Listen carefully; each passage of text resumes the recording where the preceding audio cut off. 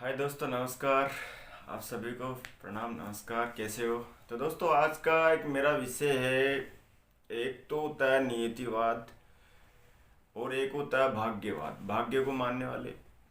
तो दोस्तों, मैं थोड़ी सी चर्चा कर रहा हूँ कि जैसे कई विश्वास करते हैं कि नियतिवाद में कि भाई जो भी होना होगा वो पहले से तय होता है, जो होगा वो होके ही रहेगा, चाहे अपन करें या न करें। तो इस विषय में दोस्तों मैं चर्चा कर रहा हूँ, जो मेरा खुद का अनुभव है। और आपका भी कुछ अनुभव हो तो वो आप भी कमेंट्स करके बताएं कि मसला क्या है।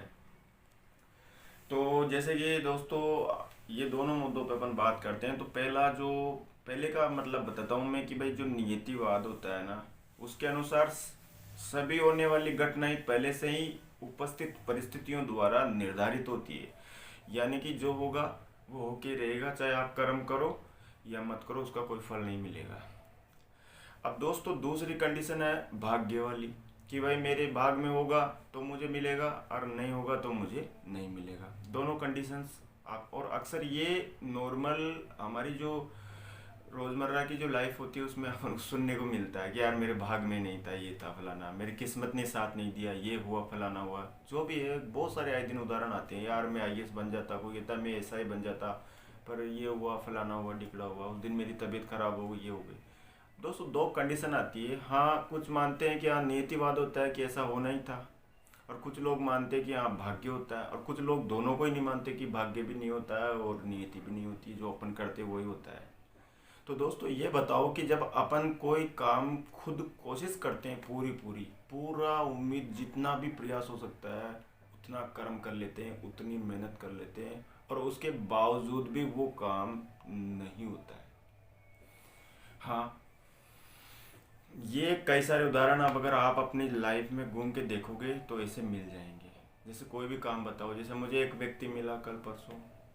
तो उसे करना क्या था, मतलब शादी थी, शादी हो गई, कर ली उसने। उसने सोचा यार मेरे को वंश बढ़ाना और मुझे ऐसे करना है। शादी हो गई, सब कुछ हुआ, जो भी उसको करना था वो सब कर लिया, लेकिन उसके फिर क्या हुआ, उसे मेल चाइल्ड नहीं हुआ। वो बहुत सारे बाबाओं के पास गया, जाने जो भी करना था ना उसको, डॉक्टर के पास में भी चला गया, आईवीएफ वगैरह सब कुछ जो भी था करवाया, लेकिन आखिर में नहीं हुआ। दूसरी शादी कर ली, उसके बावजूद भी उसे फीमेल चाइल्ड ही हुआ। तो पहला केस ये है। और ये मैं, फिर मुझे एक ऐसा व्यक्ति मिला, एक ऐसा आध्यात्मिक वाला एक साधु था। मैंने वो बोला कि जा तू ये बन जाएगा, उसने ऐसे आशीर्वाद दिया। तो मैंने कहा बाबा यार ये ऐसे कैसे हो सकता है, जब मैं मेहनत ही नहीं करूँगा तो फिर कैसे पास होऊंगा कि नहीं, तुम तो एग्ज़ाम दे के आ जाना, पास हो जाओगे, मेरी गारंटी है, कोई दिक्कत नहीं। तुम तो जो पढ़ रहा है ना उस किताबों को भी फेंक दे तेरी मेरी तरफ से, तो लेकिन तू पास होगा। तो मैंने कहा यार बाबा ये तो मुझे अच्छी बात नहीं लगी। तो हो बाबा मेरे पे गुस्सा हो गए। तो बाबा ने मुझे बताया कि चल तू ये बता, जब किसी व्यक्ति की शादी हो जाती है, शादी होने के बाद में बहू को घर पे ले आता है, और वो उसको जो भी करना होता है वो सब कुछ कर लेता है, लेकिन उसके बावजूद भी उसे संतान पैदा क्यों नहीं होती है।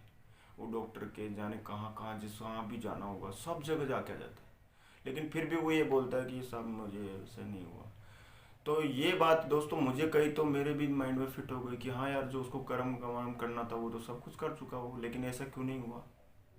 तो दोस्तों, पहला केस तो ये है। दूसरा केस हमारी स्टूडेंट लाइफ में हम देखते हैं, जैसे तैयारी कर रहा है आईएएस की तैयारी, कईयों को देखा होगा 5-6 साल के लिए वो दिल्ली में पड़ा हुआ है एक बंदा, और मतलब सारी कोचिंग जो बाजीराव क्लासेज है, सक्सेस क्लासेज है, और आपकी चाणक्य वगैरह, आपके दृष्टि विजन आईएएस में लगभग 15-20 लाख रुपए खर्च कर देता है, लेकिन उसके बावजूद भी भाई उसका फाइनल कभी इंटरव्यू में रह जाता है, कभी मेंस में रह जाता है, कभी दो प्री पास नहीं होता है, मतलब ये कंडीशन होती है, और आखिर में वो उस जॉब पे नहीं जाता है।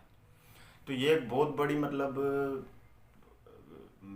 रोंगटे खड़े करने वाली कहानी है कि यार, जब बंदा 5-6 साल से लगा हुआ है, जो पैसा था पैसा खर्च कर रहा है, मेहनत की जगह मेहनत कर रहा है, वहाँ रूम लेके रह रहा है, माँ बाप को छोड़ रहा है, फैमिली को छोड़ रहा है, उसके बावजूद भी क्यों सक्सेस नहीं हो रहा, उसके पीछे कारण क्या है। तो पहली कंडीशन तो दोस्तों ये हो गई। अब से दूसरी कंडीशन थी, जैसे हमारी गीता में मिलता है, वह कर्म प्रधान विश्वकर्मा का, जैसा कर्म करेगा वैसा फल चाहेगा। हाँ बिल्कुल, ये तो व्यवहारिक में और सैद्धांतिक में होता है। जैसे अगर मैं पत्थर से कपड़े दूंगा तो कटेंगे, उसमें क्या है। और अगर मैं फाड़ूंगा तो फटेगा, और मैं अगर जोड़ूंगा तो जुड़ेंगे, खरीदेंगे तो खरीदूंगा, और बेचूंगा तो बेचूंगा, जैसा मैं काम करूंगा वैसा हो जाएगा। लेकिन इस अपवाद के बावजूद भी दोस्तों नियतिवाद भी नियतिवाद के पास में है। कुछ घटनाएं ऐसी होती है जो वाकई वो निर्धारित होती है, हमारे और तुम्हारे प्रयास करने के बावजूद भी ऐसी घटनाएं होती है जो होती है। और कुछ घटनाएं ऐसी होती है जो हमारे कर्म के उपरांत हमें मिलती है। अगर हम कर्म नहीं करेंगे तो नहीं मिलेगी, लेकिन अगर हम कर्म करेंगे तो मिलेगी। जैसे उदाहरण के तौर पे कोई बालक है, अब उसको मान लो स्कूल में भेजेंगे नहीं हम, तो इन फ्यूचर में बताओ वो बीए पास कर पाएगा या कोई सर्विस लग पाएगा? नहीं लग पाएगा, क्योंकि उसको जो कर्म था वो कर नहीं पाया, वो नहीं लग सकता वो। तो ये कंडीशन भी हुई। लेकिन दूसरा बालक है, उसको अपन पढ़ाते हैं, सब कुछ करवा रहे हैं, जो भी काम कर रहा है, लेकिन वो जो उसको बनना होता है ना वो नहीं बन पाता। वो मेहनत भी कर रहा है, वो पैसे भी खर्च कर रहा है, समय भी दे रहा है, सब कुछ कर रहा है। तो ये आज का विषय था दोस्तों इस टॉपिक पे। और बहुत सारे उदाहरण आपके भी पास में होंगे। तो जो ऐसी कोई घटनाएं हो जो आपको लगी हो कि यार इसके पीछे क्या कारण है। दोस्तों मैं इसके पीछे स्टडी कर रहा हूँ, अध्ययन कर रहा हूँ, काफ़ी सारे लोगों से मिला हुआ हूँ और इस संबंध में मैं बातें भी करता हूँ।